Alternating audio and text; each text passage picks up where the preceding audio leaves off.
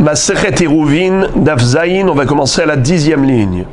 Ul Rav Ada bar Ahava Amar Rav de Amar Halacha Umorin Ken Mai Ika Lememar. Pour comprendre la question de la Gemara ici, il faut reprendre tout le sujet. Souvenez-vous ce qu'on avait appris précédemment.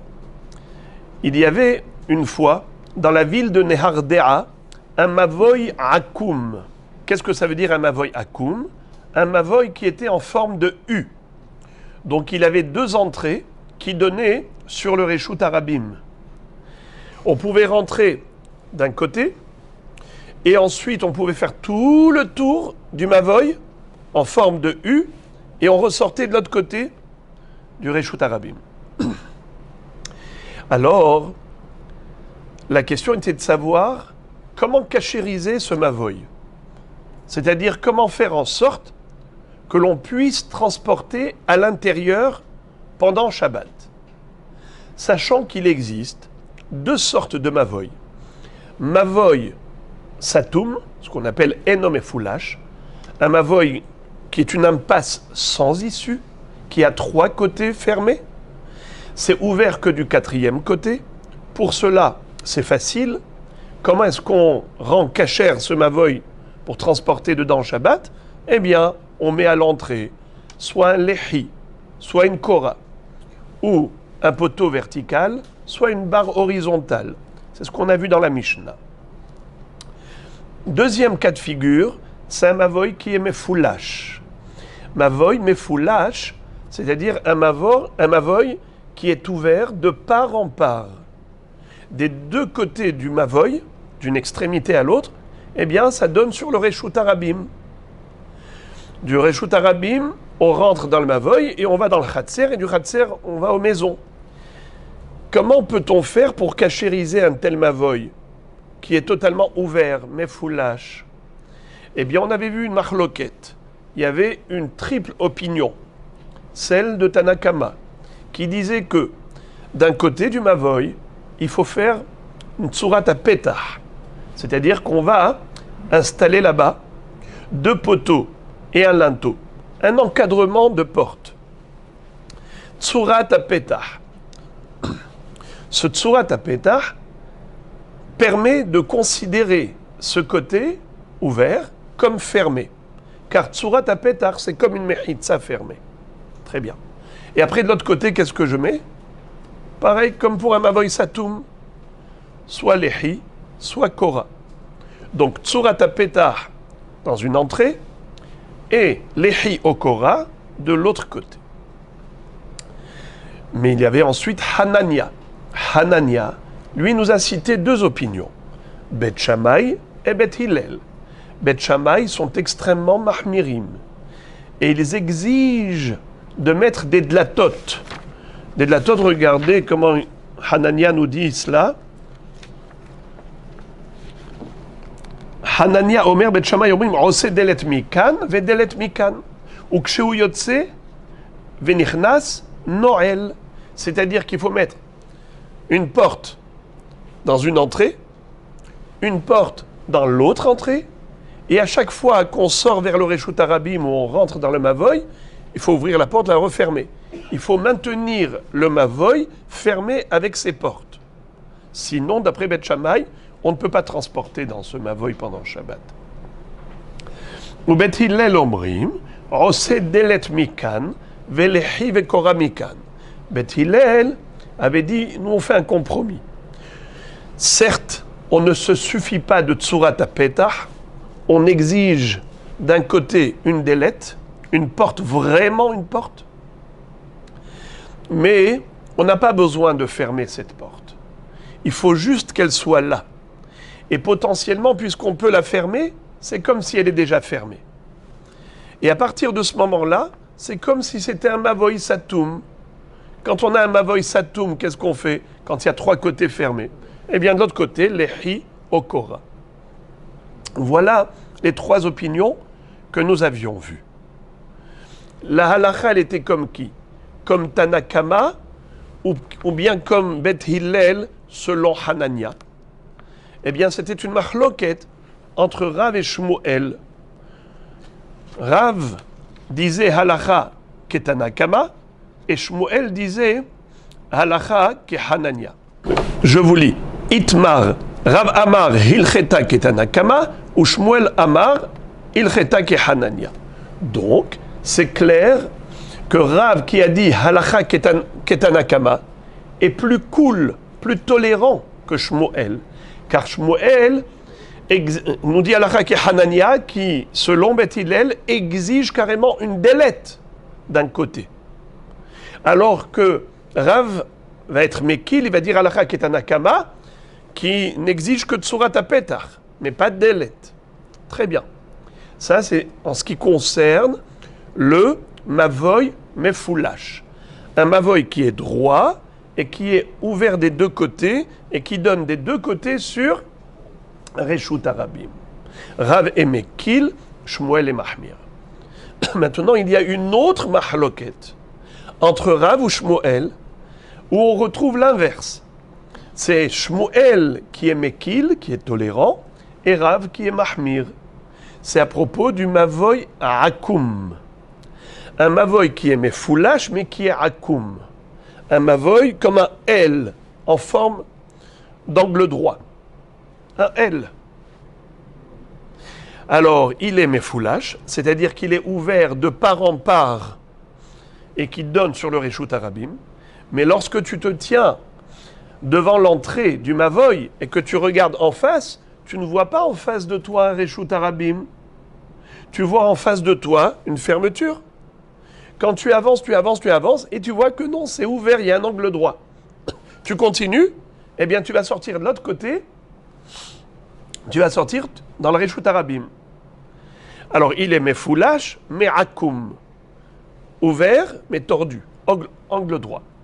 Quel est le din dans ce cas? Rav exige une Tsurat HaPetach au niveau de la Akmimut, au niveau de l'angle droit. Quand on va tourner vers l'autre Mavoy, d'un Mavoy on passe à l'autre, au niveau de la Akmimut, il dit là-bas, il faut mettre Tsurat HaPetach, un encadrement de porte, de poteau et un linteau, pour considérer comme si au niveau de l'angle droit c'était fermé, grâce à la Tsurat HaPetach. Et ensuite, tu mets Lehimikan, Velehimikan, Okoramikan, Koramikan. Dans les deux sorties, ou bien les deux entrées, comme on veut les appeler, ce qui donne vers le Reshut Arabim, tu mets un Lehi ou une Kora, comme pour un Mavoy Satoum. Et pourquoi c'est considéré comme un Mavoy Satoum? Eh bien, parce que tu as mis Tsurat HaPetach au milieu. Très bien. Shmuel, qu'est-ce qu'il dit? Tu n'as besoin de rien. Étant donné qu'il est à Akoum, quand tu te tiens devant l'entrée du Mavoy, tu ne vois pas l'autre Reshut Arabim, eh bien c'est quand même une impasse sans issue. Tu as besoin juste d'un Lehi dans chaque entrée. Tu n'as pas besoin de mettre une Tsurat HaPetach au niveau de l'angle droit. Tu n'as pas besoin. Donc Shmuel est tolérant, et Rav et Mahmir. Très bien. Maintenant, qu'est-ce qui s'est passé dans le Mavoy de Nehardea? Le Mavoy de Nehardea, ce n'était pas un Mavoy en forme de L, mais en forme de U. C'est encore plus Akoum que Akoum. Il est doublement Akoum. Deux fois tordu, deux angles droits. Là-bas, qu'est-ce qu'ils ont fait? Eh bien, la Gemara nous raconte Ahu Mavoy Akoum de Ava Benehardea, Ramu Ale Humre de Rav, Ve Humre de Shmuel, Ve Atzrichuhu de Latot. Qu'est-ce que ça veut dire? Ils ont mis au niveau des angles droits, les deux angles droits, ils y ont mis là-bas quoi? Pas seulement Tsurat HaPetach, ils y ont mis une délette. Délette, des dlatot, délette au niveau de l'angle droit A et angle droit B. Ils ont mis carrément une délette. Et donc à chaque fois qu'on devait passer d'un endroit à l'autre, il fallait ouvrir la porte, même si on n'est pas obligé de fermer la porte, parce que d'après Beth Hillel, pas comme Beth Shammai qui disent à chaque fois tu fermes, il faut qu'il y ait une porte, même si elle reste ouverte, mais il faut que potentiellement tu puisses la fermer. Alors, Pourquoi est-ce qu'ils ont mis une délette? On ne comprend pas. Parce qu'ils ont considéré ce mavoy comme mavoy mefoulash, comme Hanania. Hanania, d'après Beth Hillel, qu'a-t-il dit? Que pour être metaken, un mavoy qui est totalement ouvert de part en part, qu'est-ce qu'il faut mettre dans une sortie? Délette. Eh bien voilà, ils l'ont considéré mefoulash, et c'est pour ça qu'ils ont mis délette. Mais c'est pas possible. Pourquoi deux? Eh bien parce qu'il y a deux mavoy. C'est-à-dire quand il y a deux sorties vers le Reshut Arabim, puisque c'est en forme de U. Quand vous vous tenez à l'entrée du mavoy, il y a deux entrées. Vous regardez en face de vous, qu'est-ce que vous avez? C'est vrai que vous ne voyez pas la sortie de l'autre côté, puisque ça fait tout le tour. Ça fait un U. Mais on le sait pertinemment que c'est ouvert au fond. Et comme c'est ouvert, alors normalement, on aurait dû mettre Surat Petah. Pourquoi ils ont mis une délette? Alors, maintenant, comme on a deux sorties vers le Reshut Arabim, donc ils ont mis au niveau, à la fin de la première allée à droite, la fin de la première allée à gauche, ils ont mis une délette. Comme ça nous fait comme si on avait un mavoy à droite qui était Satoum, grâce à la porte, un mavoy à gauche qui est Satoum, grâce à la porte, et ensuite ils ont mis Lehi Okora à l'entrée. Comme si on avait deux mavoy Satoum. Alors la Gemara pose une contradiction. Elle avait dit, je ne comprends pas. De deux choses l'une. Soit tu t'appuies sur Rav, soit tu t'appuies sur Shmuel. Mais pourquoi tu as donné à ce mavoy les deux humrot, de Rav et de Shmuel? La humra de Rav, c'est quoi? C'est que lui considère un mavoy akoum comme mavoy mefoulash. Ça, c'est la première humra. Deuxième humra, c'est qu'ils ont fait comme Shmuel. C'est que Shmuel dit que pour un mavoy mefoulash, comment on fait le tikkun? Il faut mettre délette d'un côté, et d'autre côté, les hi okora. Alors, ça fait quoi? Qu'à ce mavoy, ils lui ont donné la humra de Rav et la humra de Shmuel.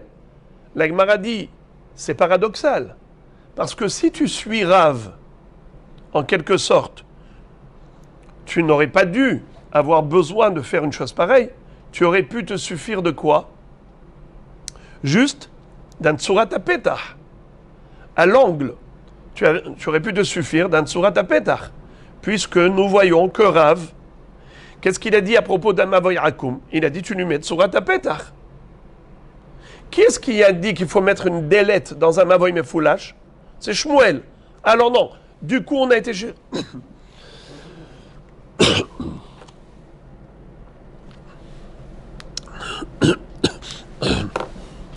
Du coup, on a été chercher Shmuel pour être mahmir et exiger une délette. Comme Shmuel qui a été posé comme Hanania, qui a été posé comme Beth Hillel, qui a dit que dans Mavoy Mefoulash, il faut mettre une délette. Pourquoi tu vas chercher Shmuel? Tu veux suivre Shmuel?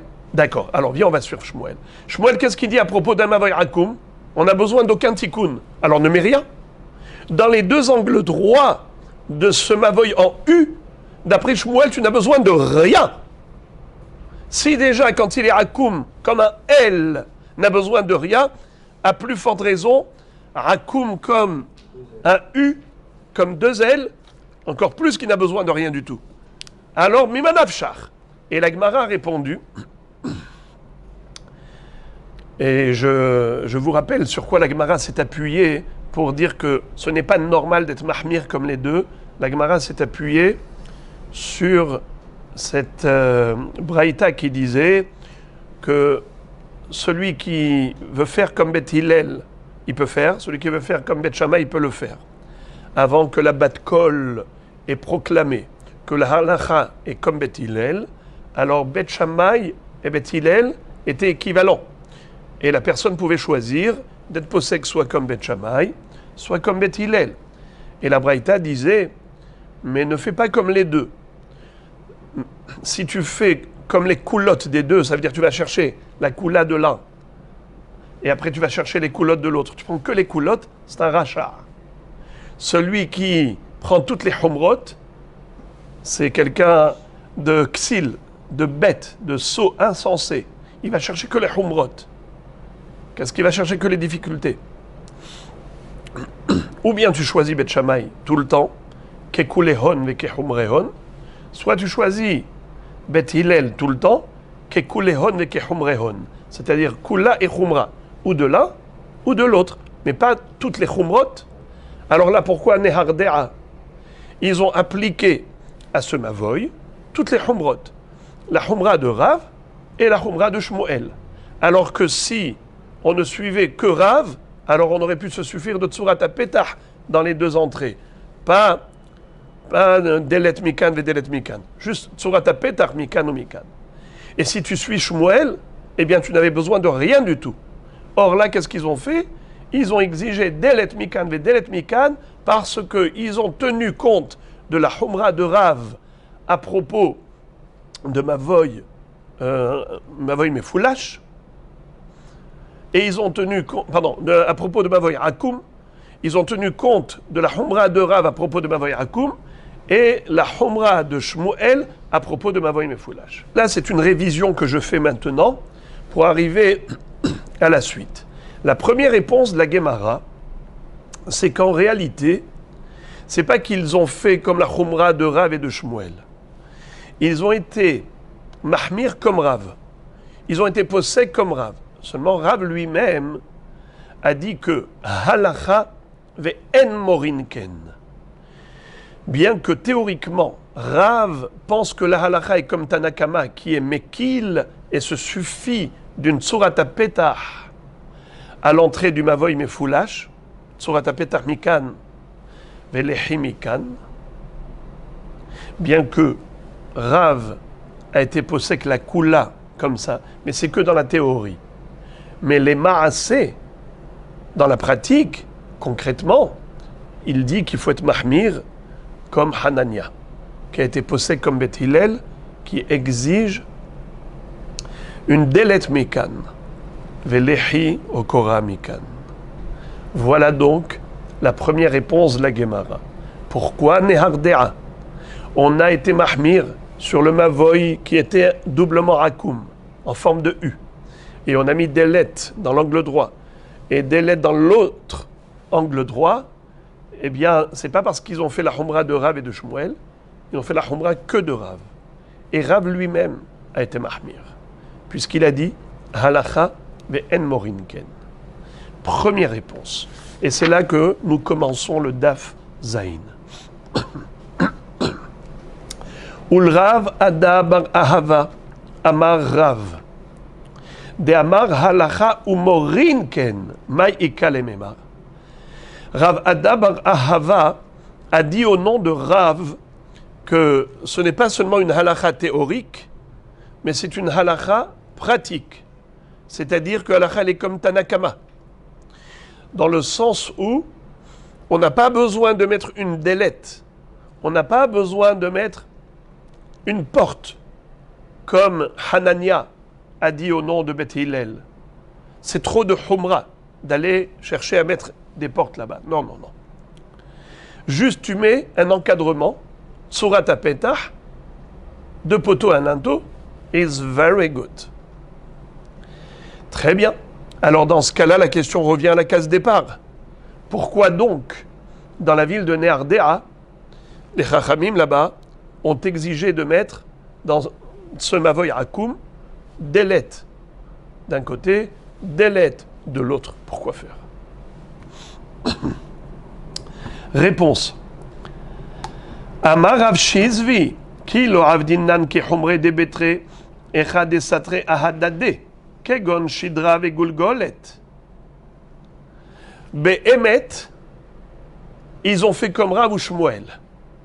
Ils ont été mahmirim, tel que Rav l'exige au niveau d'un mavoy akoum, et ils ont été mahmirim, tel que Shmuel l'exige au niveau du mavoy mefoulash.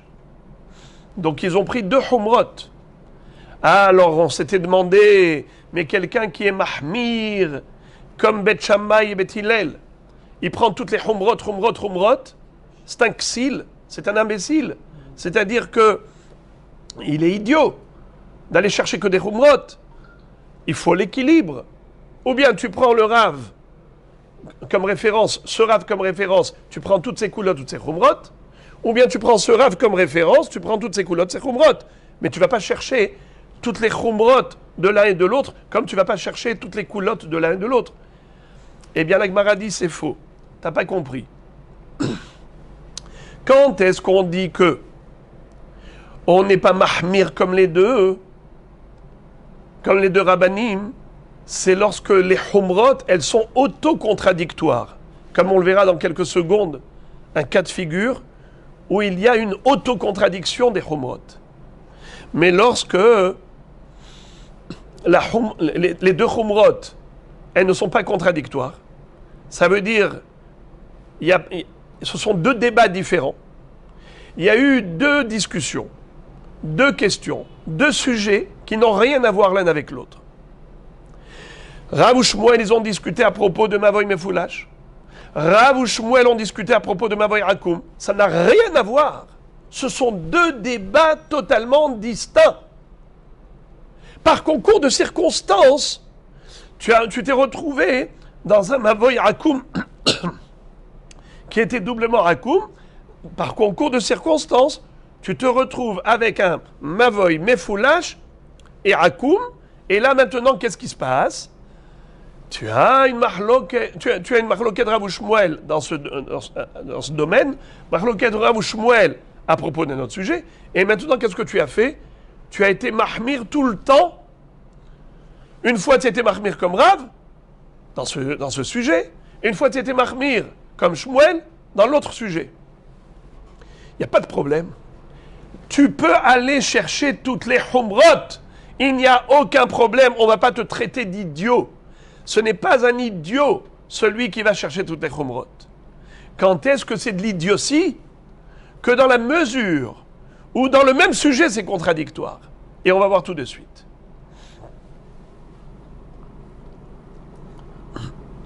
Amar Rav Shizvi. Rav Shizvi nous enseigne Ki lo avdinan ki humre de betre. Quand est-ce qu'on ne fait pas comme la humra de deux rabbanim? Echad satre ahadade. Lorsque c'est autocontradictoire. Kegon, comme par exemple, Shidra avec Gulgolet, le crâne et la colonne vertébrale. C'est quoi cette histoire? Ditnan, comme on nous a enseigné dans une Mishnah de Masechet Aholot, Hashidra ve'agulgolet shehasu ve'kama hisaron bashidra bet shamay omrim shete huliot ubet hillel omrim hulia achat ובגולגולת בית שמאי אומרים כמלוא מקדח ובית הלל אומרים כדי שיינטל מן החי וימות. ואמר רב יהודה אמר שמואל וכן לעניין טרפה אבל אחד דלא סתרי אהדדה עבדינן. Qu'est-ce que ça veut dire? Vous savez qu'un homme qui est niftar, il communique de la toum'a, pas seulement bemaga, au toucher, bemassa, si on le porte, mais même be'ohel. Tous ceux qui se trouvent sous le même toit, eh bien, ils reçoivent la toum'a du mort. Maintenant, quel est le din si le mort n'est pas tout entier? Imaginons par exemple, il y a un morceau de chair. Eh bien, kazaït, minamet, c'est metame be'ohel. Quel est le din si ce sont des os? Il y a un os. Un os. Eh bien, un os n'est pas métamé. Un etsem kaseora, métamé bemaga ou bemassa, avalo be'ohel. Si par exemple il y a un morceau d'os du squelette, si on touche l'os, on devient tamé.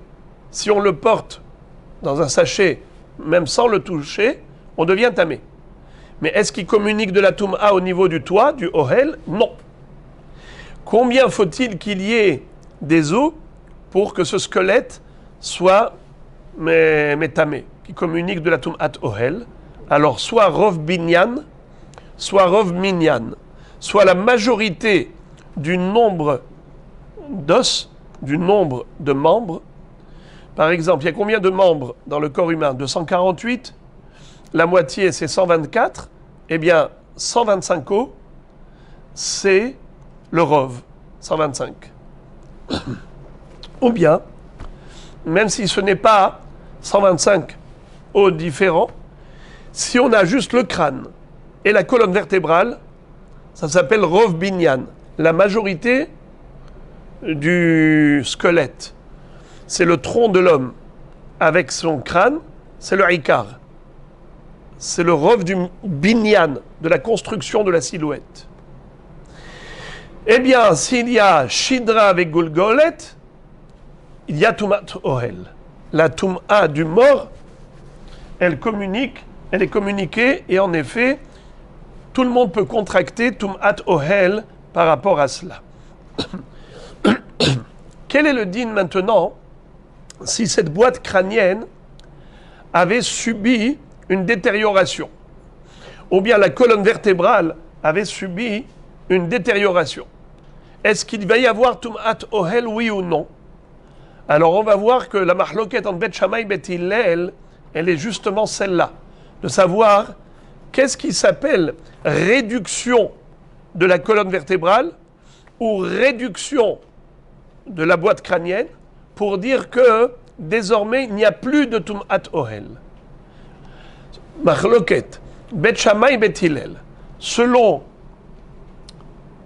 Bet Shammai omrim shte huliot, ou Bet Hillel omrim hulia ahat.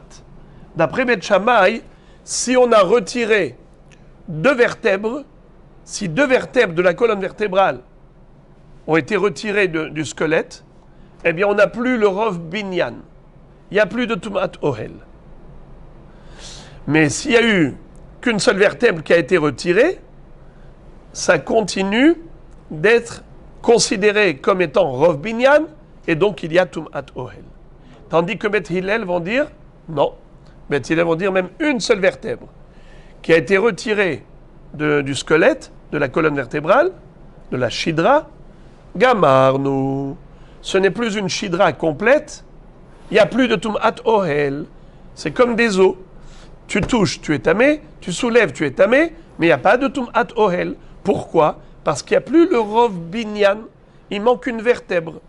Bet Shammai disent, s'il manque qu'une seule vertèbre, ça ne s'appelle pas détériorer. Il faut qu'il en manque 2 vertèbres. Et c'est là que je dis qu'il n'y a plus rov binyan, il n'y a plus de tumat ohel. Qui est plus mahmir, les amis? Bet Shammai. Bet Shammai disent que... Non, non. Bet Shammai disent qu'il y a de la tumat ohel, bien qu'il n'y ait plus une vertèbre. Si on a retiré une vertèbre, Bet Hillel disent, ça y est, tahor, il n'y a plus de tumat ohel. Et Bet Shammai disent, oui, il y a tumat ohel. Ils sont mahmir, Bet Shammai. Ensuite, à propos de la boîte crânienne, quelle est la taille du trou qui peut faire que ce crâne-là, désormais, n'est plus considéré comme complet, et donc il n'y a pas de rov binyan, et il n'y a pas de tumat ohel? Là encore, c'est une mahloket. Selon Bet Shammai, Melo kimlo makdeyah, comme la taille d'une perceuse, il faut que l'orifice de la boîte crânienne soit kimlo makdeyah. Si c'est kimlo makdeyah, gamarnu, ce n'est plus considéré comme étant un crâne normal. Donc il n'y a plus de tumat ohel. Tandis que Bet Hillel omrim, kede sheinatel mina hay veyamut. Selon Bet Hillel, ils disent que, imaginons un homme qui était vivant et on lui a retiré une partie du crâne. On lui a retiré une partie du crâne. Eh bien, il ne peut pas vivre longtemps. Ça dépend quelle est la taille de l'orifice. Si la taille de l'orifice est suffisante pour que cet homme meure, eh bien c'est ça ce qu'on appelle rov binyan. C'est-à-dire qu'il n'y a plus rov binyan. S'il manque un tout petit peu d'os dans la boîte crânienne, ça y est, c'est tahor. Tahor. Bet Shammai disent non. Quand est-ce qu'il sera tahor? Que s'il manque mamash kimlo makdeyah, comme un issar, comme un sela, il faut vraiment que ce soit grand. Très bien. Tant que ça n'a pas atteint cette taille, c'est encore métamé. Non, ou l'un ou l'autre. Ça veut dire que pour qu'il y ait d'Atumat Ohel, il faut qu'il y ait un crâne et une colonne vertébrale, du squelette. Alors maintenant, s'il manque de la colonne vertébrale quelque chose, eh bien ce n'est plus une colonne vertébrale. S'il manque du crâne quelque chose, eh bien ce n'est plus un crâne. Donc il suffit qu'il manque ou ça, je dis, ça y est, il n'y a plus de Tumat Ohel. Mais, qui est plus Mahmir? Bet Shammai sont plus Mahmir que Bet Hillel, car pour eux, pour dire qu'il n'y a plus de Tumat Ohel, il faut vraiment qu'ils perdent beaucoup, qu'ils perdent 2 vertèbres s'il s'agit de la colonne vertébrale, qu'ils perdent une grande surface du crâne, mais tant que le trou est petit, où il n'y a qu'une seule vertèbre, il continue d'être tamé. Alors que Bet Hillel sont plus Mekilim. Dès qu'il y a un trou, Kedeshinatel Minachai Viyamut, du crâne, ça y est, Taor. Ou bien, dès qu'il y a une vertèbre qui est tombée, ça y est, Taor. Très bien. Les amis, maintenant regardez la beauté. Arrive Rav Yehuda et il nous dit, au nom de Shmuel, Vechen le'inyan terefa. Qu'est-ce que ça veut dire Vechen le'inyan terefa? Vous savez que la Torah nous interdit de manger la terefa, une bête qui est atteinte dans l'un de ses organes vitaux. Si elle a été atteinte mortellement, bien qu'elle soit encore vivante, c'est ce qu'on appelle une morte vivante, eh bien, elle est interdite à la consommation. Trefa. Quel est le din, par exemple, une bête, on lui a fait la shrita et on a trouvé qu'il lui manque une vertèbre. Ou bien, elle a un trou. Elle a un trou dans le crâne. Kasher ou pas kasher? Alors, ça dépend de la mahloket Bet Shammai, Bet Hillel. D'après Bet Shammai, s'il y a un petit trou, pas un grand trou, elle est encore kasher. Pourquoi? Puisque eux-mêmes ont dit que, qu'est-ce qu'on appelle Rov Binyan? Que s'il y a un grand trou. S'il y a un petit trou, c'est Metamé Be'oel. Pourquoi? Parce qu'ils considèrent que la personne est encore viable, son Binyan, il est encore là. Alors, elle n'est pas très fin. Si c'est un petit trou d'après Bet Hillel, la bête s'appelle Tréfa, si elle a un trou dans le crâne. Pour Bet Shammai, elle est cachère. Au niveau de la colonne vertébrale, s'il manque qu'une seule vertèbre, Ma'adin, d'après Bet Shammai, elle est cachère. D'après Bet Hillel, elle est taref. Donc ça veut dire que Bet Shammai, Bet Hillel, qui au niveau de Tum'at Ohel, Bet Shammai était Mahmir, Bet Hillel était Mekil, lorsqu'on passe au domaine de Tréfa, par rapport à la consommation d'une bête, eh bien c'est l'inverse. C'est Bet Hillel qui sont Mahmirim, et c'est Bet Shammai qui sont Mekilim. Alors là maintenant, c'est là où on va dire qu'en effet, Satre Ahadade. Là, tu ne peux pas prendre la humrot des deux. Là, tu ne peux pas prendre les humrot de l'un et de l'autre. C'est ici qu'on a dit que si tu prends la humra des deux rabbanim, de Bet Shammai et Bet Hillel, tu es un idiot. Pourquoi tu es un idiot? Parce que c'est contradictoire. Si tu penses que l'halakha est comme Bet Hillel, alors tu ne peux pas être mahmir dans la Tum'a. Tu dois être mekil. Pourquoi tu es mahmir comme Bet Shammai? Tu es mahmir comme Bet Shammai parce que tu considères que c'est ça ce qui rend que tant qu'on n'a pas cette détérioration du squelette et du crâne, alors c'est encore considéré comme un squelette normal. Alors pourquoi tu dis que c'est très fin? Là, tu es obligé de choisir. Tu choisis ou Bet Shammai ou Bet Hillel, mais tu ne peux pas prendre la Khumra des deux, parce que la Khumra des deux, c'est contradictoire. Tandis que au niveau du Mavoy Akoum, c'était deux débats qui n'ont rien à voir l'un avec l'autre. C'est vrai que c'est Rav ou Shmuel. C'est vrai que tu as été mahmir comme Rav et comme Shmuel. D'accord, mais dans deux débats différents. Il y a eu un premier débat, à savoir quel est le digne de Mavoy Mefoulash, quel est son tikkun. Est-ce qu'on est posé comme Tanakama, qui est Mekil, qui se suffit de Tsurat Apetar, ou bien est-ce qu'on est posé comme Hanania, qui est Mahmir, qui exige d'Elet? Shmuel a été mahmir comme Hanania. Rav a été mekil comme Tanakama. C'est un débat. Après ça, on a un autre débat. Mavoy Hakoum, comment est-ce qu'il s'appelle? Le Mavoy Hakoum, quel est son statut? Il s'appelle comme Mefoulash ou bien comme Satoum. Ça s'appelle Mavoy ouvert ou fermé? Mahloket. Rav et Mahmir, il exige là-bas une sourate à pétach au niveau de l'angle droit. Shmuel et Mekil, il dit je n'ai besoin de rien. Car Mavoy Hakoum, c'est comme Mavoy Satoum. Eh bien là, tu peux être Mahmir comme les deux.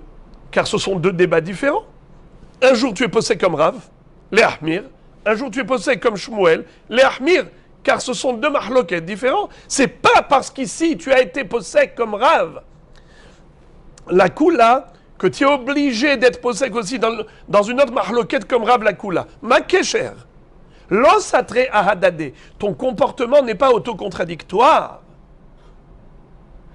Alors maintenant, ça c'est la deuxième réponse de la Gemara. La deuxième réponse de la Gemara, c'est qu'en fait, on est d'accord sur le principe qu'il ne faut pas prendre deux humrot. Quand il y a une mahloquette, on ne prend pas deux humrot. Alors pourquoi est-ce qu'ici ils ont pris les deux humrot? Humra de Rav, humra de Shmuel. Parce que ce sont deux sujets différents. L'osatre ahadade. Quand est-ce que la Mishnah nous a dit ne prends pas Bet Shammai et Bet Hillel, la humra des deux, c'est lorsque leur mahloquette, elle est par rapport au même sujet, avec deux répercussions. Il y a une ramification. Tu as, première incidence de leur mahloquette, c'est Tum'at Ohel.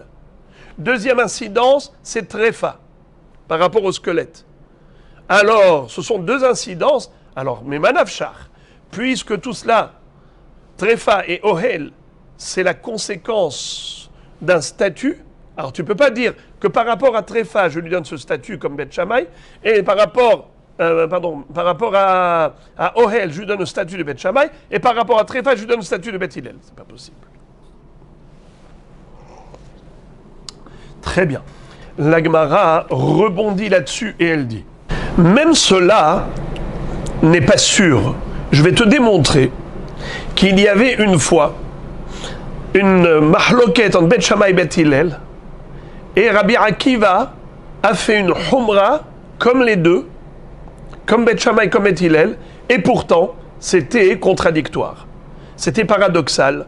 Et malgré tout, Rabbi Akiva n'a pas été traité Hasve Shalom de Ksil parce qu'il a été mahmir comme Bet Shammai, comme Bet Hillel. À propos de quoi? Alors je vous donne d'abord une petite introduction et après on va lire.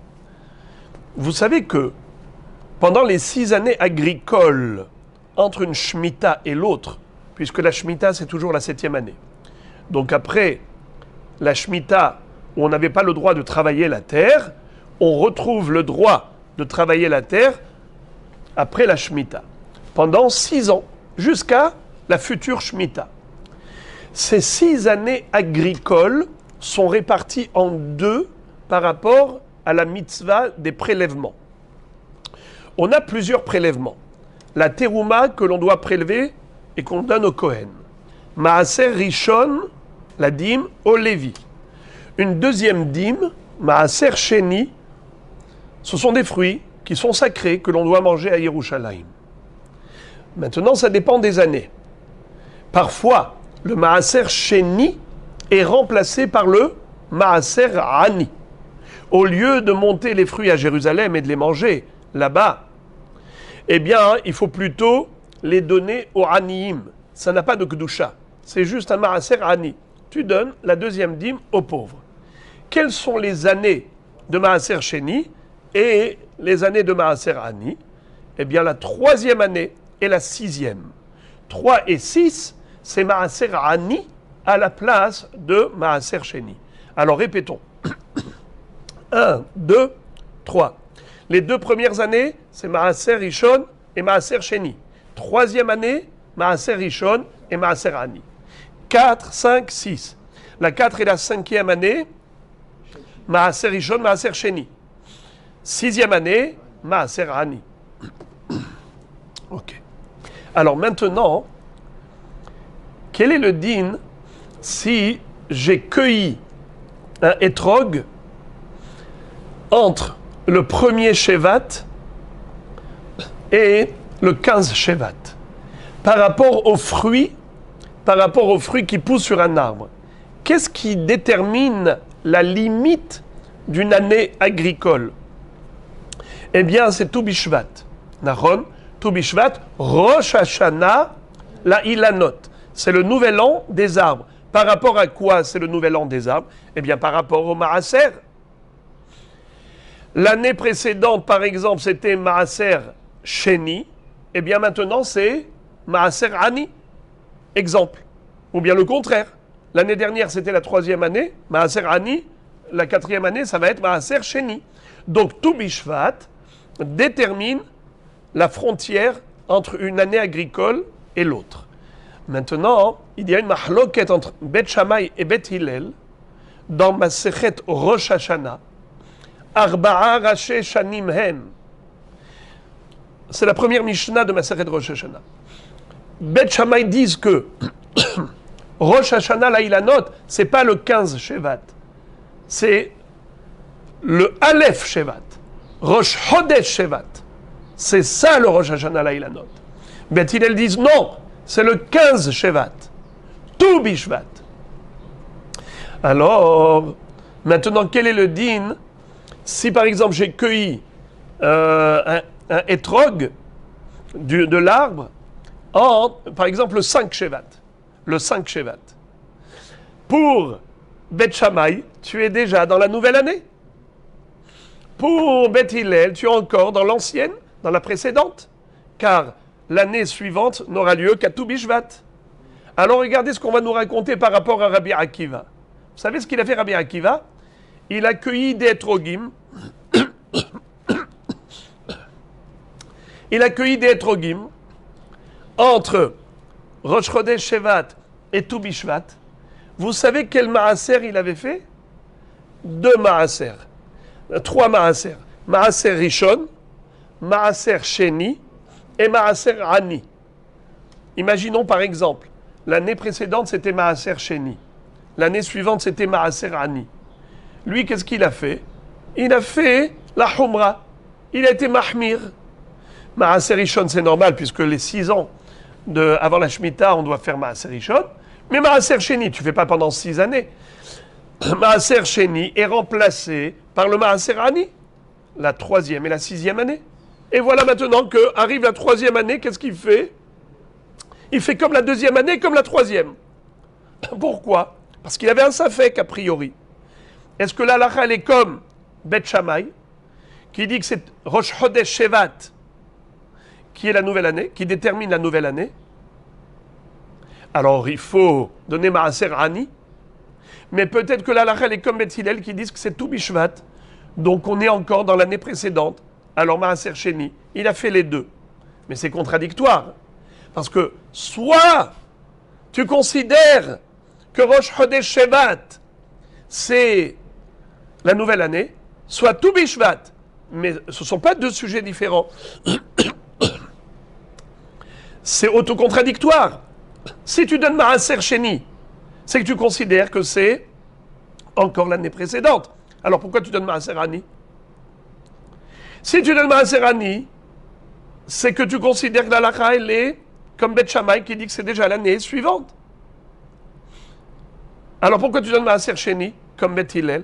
Ou tu fais comme Bet Shammai, ou tu fais comme Bet Hillel.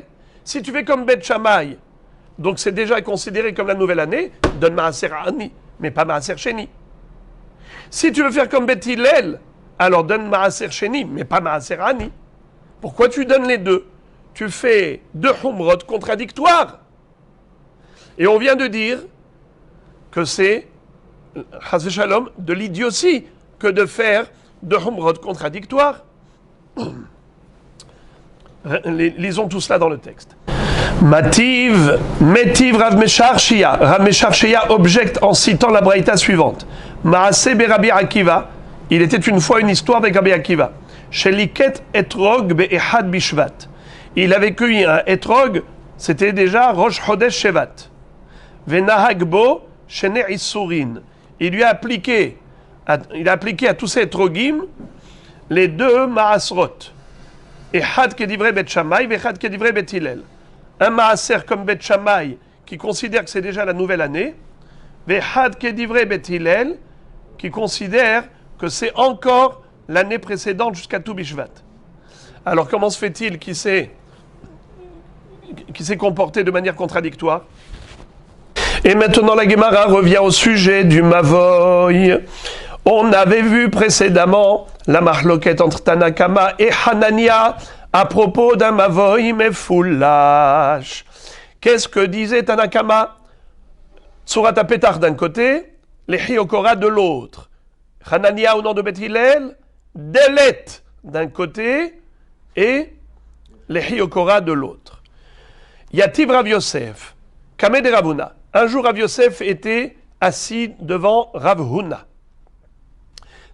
Rav Huna était le Rav et Rav Yosef était l'élève. Veyativ et Ka'amar. Et Rav Yosef disait, Amar Rav Yehuda, Amar Rav. Mahloket Besratia Mikan ou Sratia Mikan. Platia Mikan ou Platia Mikan. Aval Sratia Mikan. Ubika Mikan. Ubika Mikan. Ubika Mikan. Oselot Surat HaPetach Mikan. Velehi Vekora Mikan. Qu'est-ce que c'est que Sratia et Platia? Le Reshut Harabim, c'est un endroit qui est fréquenté par 600 000 personnes. Ça doit être un espace ouvert qui a au moins 8 mètres de large, c'est-à-dire 16 coudées de large. Ça s'appelle un makom qui est Reshut Harabim. Espace ouvert qui est fréquenté par 600 000 personnes. Quel est le din d'un mavoy qui est mefoulash l'Reshut Harabim? Un mavoy, c'est une impasse qui permet d'accéder de l'impasse au Hatzerot, et de ces Hatzerot, de ces cours, on va aux maisons. Mais ce mavoy lui-même, il est mefoulash, il est ouvert à un Reshut Harabim d'un côté et de l'autre. Ça veut dire quoi, un Reshut Harabim d'un côté et de l'autre? Ça peut être Sratia, ça peut être Platia. Un plateau ou une route. Un plateau, c'est une plateforme où les gens se réunissaient pour le business, pour acheter. Il y avait les vendeurs qui allaient étaler leurs produits dans le chouk, dans le marché, et tout le monde venait au marché pour acheter.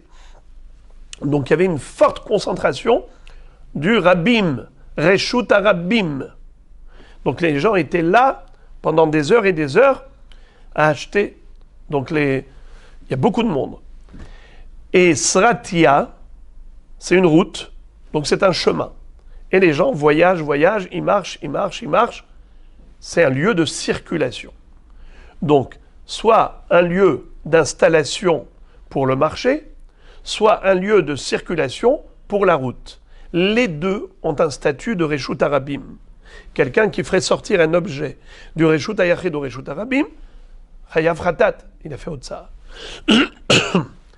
Si j'ai maintenant un mavoy qui donne sur un Reshut Harabim d'un côté et de l'autre, que ce soit Sratia d'un côté, Sratia de l'autre, ou Platia d'un côté ou Platia de l'autre, pareil. Quel est le din? Le din est que, d'après Tanakama, il faut mettre Surat HaPetach d'un côté et de l'autre côté les Hiyokora. D'après Hanania, selon Beth Hillel, Delet d'un côté et les Hiyokora de l'autre. Question, quel est le din si un côté du Mavoy, ce n'est pas Reshut Harabim, c'est une carmélite, c'est une bika, une vallée, c'est-à-dire la rase campagne. D'un côté, c'est la campagne, de l'autre côté, ça donne sur Reshut Harabim. Est-ce qu'on va exiger là aussi pareil? C'est-à-dire, est-ce que d'après Hanania, selon Beth Hillel, il faudra Delet du côté du Reshut Harabim et les Hiv et Koram mitzat sheni? Réponse, non. Là, tout le monde est d'accord qu'on n'a pas besoin de Delet. Tsurat HaPetach suffirait. Tout le monde serait d'accord avec Tanakama. Même Hanania, qui a dit que Quand le mavo il est mefoulash sur Reshut Arabim de part et d'autre, eh bien il faut mettre des lettres d'un côté et les Chikora de l'autre. Là, en l'occurrence, tout le monde est d'accord avec Tanakama pour dire que il est suffisant d'avoir un Tsurat HaPetach d'un côté, les Chikora de l'autre. Sur le côté qui donne sur la campagne. Et en réalité, on va voir, peut-être que même il n'y a même pas de différence. Comment ça donne? Ça veut dire que Tsurat HaPetach, on n'a pas besoin que ce soit Davka du côté Reshut Arabim et les Hiv et Korah du côté Ras Campagne. Ça peut être aussi l'inverse. La logique, elle est quoi? Que Tsurat HaPetach, c'est comme une fermeture, et les Hiv et Korah, c'est le tikkun de Chachamim. Lisons. Amar Rav Yehuda Amarav, Rav Yosef a dit au nom de Rav Yehuda, qui a dit au nom de Rav, Mahloket, la mahloket entre Tanakama et Hanania, Besratia Mikan ou Sratia Mikan, ou bien Platia Mikan ou Platia Mikan. Aval, mais dans le cas où Sratia Mikan ou Bikra Mikan, ou bien même mieux, au Bikra Mikan ou Bikra Mikan, ou bien si par exemple, le mavoy donné des deux côtés sur la Bikra, sur la campagne, sur une vallée, ce qui fait que on n'a que des champs qui sont carmélites. C'est pas un Reshut Arabim, c'est juste une carmélite qui a soumis des rabanan. Alors dans ce cas-là, Rosé Tsurat HaPetach Mikan, Velehi Vikora Mikan. D'un côté, Tsurat HaPetach, un encadrement, deux poteaux, un linteau, et de l'autre côté, Lechi Okora. La Gemara, d'abord elle ouvre une parenthèse, elle dit, je ne comprends pas la fin de la Braïta. Hashta Sratia Mikan ou Bikra Mikan, Roselo Tsurat HaPetach Mikan, Velehi Vikora Mikan, Bikra Mikan ou Bikra Mikan Mibaya. Si déjà, lorsque nous avons d'un côté Reshut Arabim, de l'autre côté la campagne, qu'est-ce que tu m'as dit? Il est suffisant de mettre une Tsurat HaPetach dans une entrée et Lehi et Korah dans l'autre entrée. Donc à plus forte raison que si d'un côté et de l'autre ce n'est pas Reshut Arabim, Bikra Mikan ou Bikra Mikan, Mibaya, tu as besoin de me le dire. Il va sans dire que je n'ai pas besoin de mettre une délette. C'est sûr que Tsurat HaPetach suffirait. Par Kalva Homer. Si déjà, quand d'un côté il y a Reshut Arabim, ça suffit de Tsurat HaPetach, à plus forte raison, si des deux côtés c'est carmélite, c'est sûr que Tsurat HaPetach suffirait. Réponse à Rika Amar.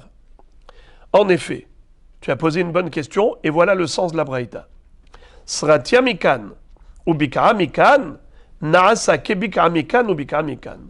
C'est ça ce qu'on voulait dire. On voulait comparer le cas 1 au cas 2.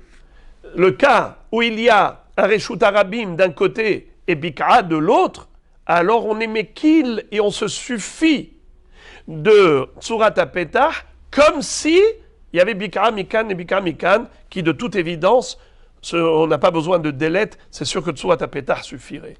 On a voulu comparer le chidouche à ce qui n'est pas chidouche. Sayem ba mishme de Rav Yehuda. Et après avoir fermé cette parenthèse, la Gemara conclut. Mais Sayem ba mishme de Rav Yehuda. Imaya mavoy, kale la rehava en tsarich klum. Qui est-ce qui est en train de parler devant Rav Huna, les amis? Comment il s'appelait ce Rav? Rav Yosef. Vous savez qui était Rav Yosef? C'était celui qui connaissait par cœur toutes les baraïtot. Pas seulement les Mishnayot du Chasse, il connaissait toutes les baraïtot. Il s'appelait Sinaï.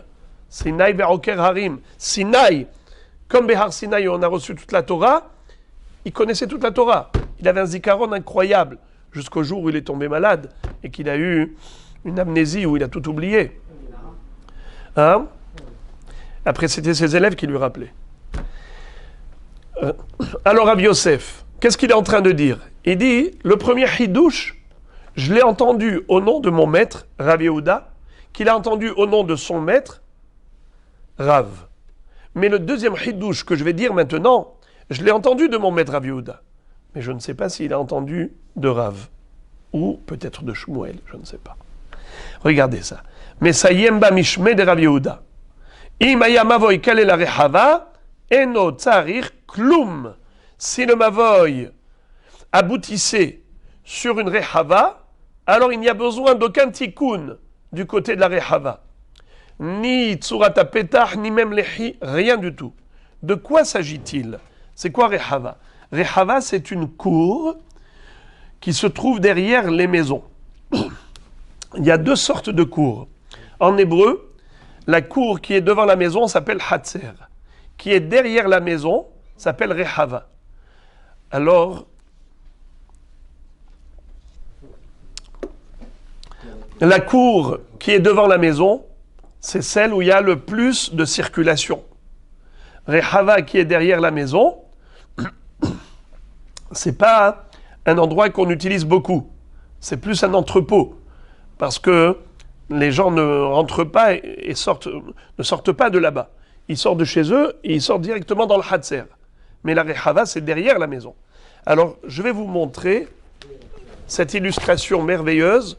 Voyez-vous la première image? Regardez la première image. Numéro 43. Là, ici, vous voyez là-haut, vous voyez un mavoy qui donne sur une rehava. Cette rehava, elle est derrière les maisons. Vous voyez les maisons à droite et à gauche, et vous voyez la rehava qui est au milieu. Alors on nous dit que ce mavoy qui donne sur la rehava et la rehava qui donne sur le reshut harabim, étant donné que ce mavoy ne donne pas directement sur le reshut harabim mais plutôt sur la rehava, il n'a besoin d'absolument rien de ce côté-là. Il faudra juste à l'entrée du mavoy mettre un lehi ici, à l'entrée du mavoy, un petit lehi comme tout mavoy satum. Alors je voudrais juste préciser, ici vous avez remarqué que la rehava qui est là, elle a 4 murs. Si vous regardez bien, elle est reshut hayachid la rehava. Donc le mavoy, qui n'a que 2 murs latéraux, donne sur la rehava qui a 4 murs, qui est reshut hayachid. La Gemara nous dit que, étant donné que Rav Yosef n'a pas dit de qui il a pu l'entendre, Rav Yehuda lui-même, peut-être qu'il a entendu de son maître Rav ou bien de son dernier maître Shmuel, car vous le savez que quand Rav est décédé, Rav Yehuda a été étudié la Torah chez Shmuel. Alors cette halakha de Rav Yehuda, de qui il a entendu? Du premier maître, Rav, ou du deuxième maître, Shmuel? Amarle Abaye les Rav Yosef. Abaye a dit à Rav Yosef, certainement, ha de Rav Yehuda dit Shmuelhi. C'est sûr qu'il a dû l'apprendre de Shmuel, cette halakha. Pourquoi? Dei de Rav, kashia de Rav de Rav betarte. Car si tu vas me dire que cette halakha-là, que si le mavoy aboutissait sur la rehava qui est derrière les maisons, eh bien de ce côté-là, on a besoin de rien, d'après Rav. On n'a même pas besoin ni de tsurat petar, ni de lechi, ni de kora. Eh bien, il s'avère que Rav se contredit par rapport à 2 halachot. De Amar Rav Yirmiyah bar Abba Amar Rav, mavoy shenifratz bimlo'o lehatzer, venifretza hatzer kenegdo, hatzer muteret, umavoy asur, ve'amay lehve kemavoy shekala la rehava. Rav lui-même a été cité par un des élèves qui s'appelait Rabbi Yirmiyah bar Abba, qui a dit que un mavoy shenifratz bemilu'o lahatzer. Il y avait un mavoy qui était fermé de 3 côtés. 2 murs latéraux, et au bout du mavoy, c'était aussi fermé. Mais ce mur-là, qui était au fond du mavoy, paf, il s'est écroulé entièrement. Et maintenant, pendant Shabbat, une fois que tout le mur s'est écroulé, on se retrouve où? Dans un hatzer. Ça donne dans le hatzer. Mavoy shenifratz bemilu'o la hatzer. Alors, quel est le din? Venifretza hatzer kenegdo. et même le Hatzer lui-même, aussi il avait un mur qui donnait vers le Reshut Arabim, et Nifratz. Et le mur s'est écroulé. Dans le Hatzer même, il y a eu 2 éboulements. Un mur à droite, un mur à gauche. Le mur qui donnait sur le Mavoy, il s'est cassé, il s'est écroulé. Et le mur qui donnait sur le Reshut Arabim aussi s'est écroulé. Mais le Hatzer, il a eu un tremblement de terre. Seulement, ça reste un Hatzer. Pourquoi? Parce que ces ouvertures, ces brèches, elles ne dépassent pas 10 coudées de largeur. Et on a déjà appris à maintes reprises que lorsque on a une pirtsa qui ne dépasse pas 10 coudées de largeur, quel est le statut? Ça s'appelle pétah. Et si c'est un pétah, il n'y a pas de problème. C'est comme quelqu'un qui a une porte, tu as une entrée, et alors l'entrée ça veut dire que c'est par route? Pas du tout. Donc, alors maintenant le Mavoy, il donne sur quoi? Il donne sur un Hatzer. Le Mavoy, puisque le 3e mur du Mavoy qui s'est écroulé, c'était le mur qui était mitoyen au Hatzer. Alors maintenant, le Mavoy, il est complètement ouvert. Sur quoi il donne? Sur un Hatzer. Et pourtant, qu'est-ce qu'a dit Rav à ce propos? Amar Rav Mavoy Shenifrat Bemiluo la Hatzer Venifretza Hatzer Kenegdo Hatzer Muteret ou Mavoy Assour. On a le droit de transporter dans le Hatzer, mais on n'a pas le droit de transporter dans le Mavoy. Ça veut dire quoi? Que d'après Rav, le fait que ce Mavoy-là donne sur un Hatzer, et ce Hatzer donne sur le Reshut Arabim, c'est comme si ce Mavoy donnait directement sur le Reshut Arabim. Et donc on n'a pas le droit de transporter dans le Mavoy. Donc c'est sûr que cet enseignement de Rabbi Yehuda par rapport à la Rehava, un Mavoy qui donne sur la Rehava, on avait dit que c'était permis, c'est sûr que ça ne correspond pas à Rav. Il a forcément écouté de qui? Il a entendu de qui? De Shmuel. C'est ça ce qu'il est en train de dire. Rav Irmia, Abaye dit à Rav Yosef, puisque Rav Irmia bar Abba nous a enseigné au nom de Rav que dans ce cas, c'est... Regardez, encore une fois, imaginez-vous que ça, au lieu d'avoir une rehava,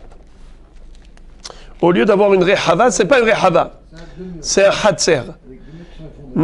Quelle est la différence entre rehava et hatzer? Rehava, c'est derrière les maisons.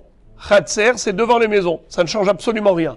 Vous voyez les maisons qu'il y a ici à droite et à gauche de la Rehava? Imaginez-vous que les entrées de ces maisons donnaient sur la Rehava. Alors cette Rehava ne s'appelle plus Rehava. Comment elle s'appelle? Hatzer. Et quelle est la configuration du Mavoy? Puisque le 3e mur qui était là, qui séparait le Mavoy du Hatzer, s'est écroulé, il s'est effondré. Désormais, on a le Mavoy qui donne sur le Hatzer. Et ce Hatzer lui-même, il a un mur au fond qui donnait sur le Reshut Arabim qui s'est écroulé. Mais dans tous ces cas d'effondrement du mur, à chaque fois qu'on a parlé d'effondrement, on parle que d'une brèche qui ne dépasse pas 10 coudées de largeur. Si ça ne dépasse pas 10 coudées de largeur, ça s'appelle pétah. Et si ça s'appelle pétah, c'est un pétah, quel est le din? Eh bien, on peut être métaltel dans le Hatzer. Car le Hatzer lui-même conserve son statut de Reshut HaYachid. C'est qui est frappé d'interdiction d'après Shmuel? C'est le Mavoy lui-même. D'après Rav, c'est Assour. D'après Shmuel, c'est Moutar. Puisque Shmuel, qu'est-ce qu'il dit? Que ce Mavoy qui avait un mur qui s'est effondré, qui donne sur le Hatzer, et ce Hatzer lui-même, il avait un mur qui donnait sur le Shtarabim, qui s'est effondré. Quel est le din? D'après lui, Nifretza Hatzer Kenegdo, Hatzer Muteret, ou Mavoy Assour. C'est qui parle forcément? Et c'est qui parle ici? C'est Rav. Donc Rav qui a interdit au niveau du Hatzer, ne peut pas permettre au niveau de la Rehava. Donc c'est qui a autorisé de transporter dans ce Mavoy sans aucun tikkun par rapport à la Rehava? C'est forcément Shmuel. Donc je répète, parce qu'au milieu j'ai confondu Rav avec Shmuel, je répète.